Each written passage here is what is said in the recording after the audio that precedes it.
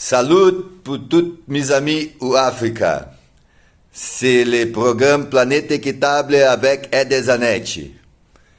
We follow this week talking about the bioeconomy, and we will be talking specifically about the financing of this. How do I know when I'm promoting a bioproduct or a bioservice that this comes from a sustainable source? How do I assure that as a consumer and as a producer, right? So if I am producing, starting to produce, to industrialize a bioproduct, how do I know this will be sustainable in the future? How do I know if I am making profit of this and that I am sustaining the resource base?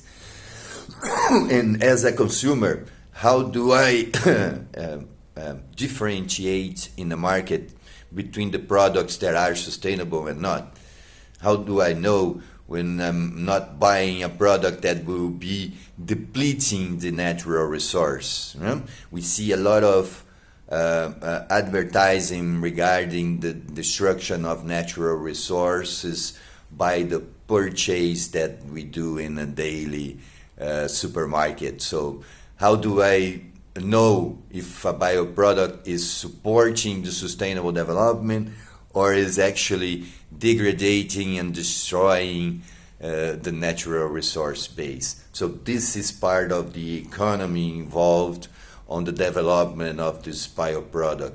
And now we'll start by saying that we have to do a draft, a rough idea of our business plan when we are starting as a producer, and we also have to have a rough idea of the production chain of the product that I am acquiring as a consumer in order to learn if this is sustainable or not. So how do I have this this rough idea is what we will be talking about right now during this week.